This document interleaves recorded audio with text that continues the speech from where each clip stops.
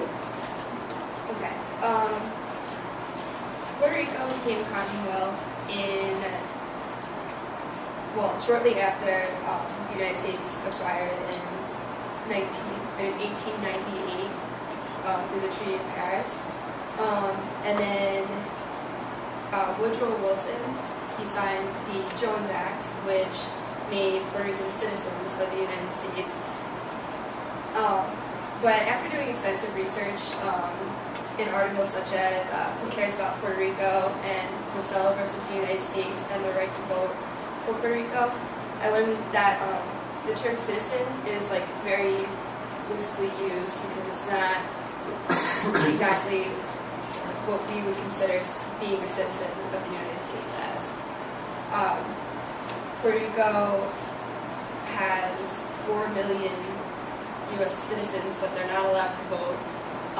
They're not given the same amount of federal funds that we are, and also they have extreme amounts of poverty and unemployment.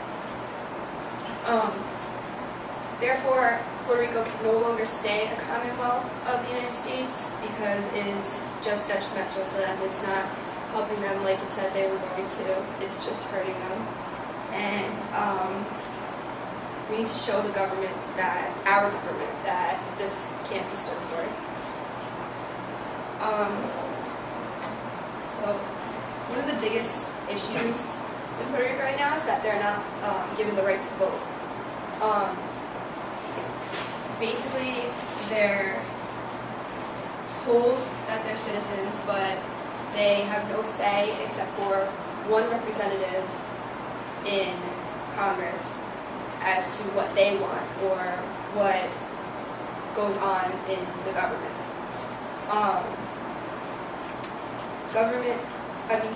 The previous governor of Puerto Rico, Pedro Rosell, he once stated, Puerto Rico can be viewed as the black hole of voting rights. It is the one place where once you step into it, your rights disappear. So even the former governor agrees that this is terrible. It's not what democracy is. Also, Puerto Rico has more soldiers in the United States Army, in the United States military than any other state,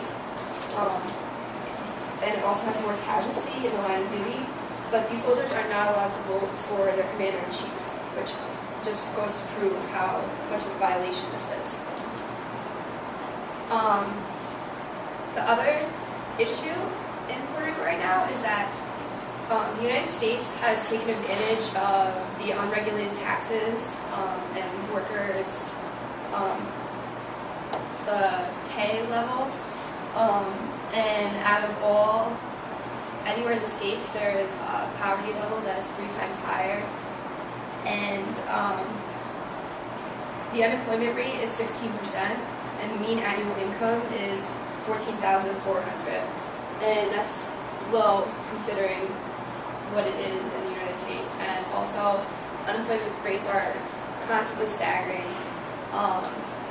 The United States uses Puerto Rico as if it's its backyard to grow all the luxury items that they can grow in Puerto Rico and use them to make money, and then they're not giving anything to the employees in return.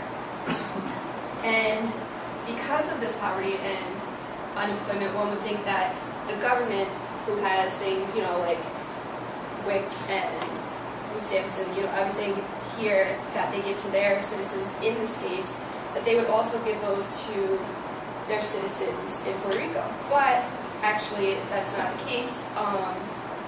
Many in Puerto Rico rely on the government funds, but they're given a significant amount less than what the citizens of the United States are given.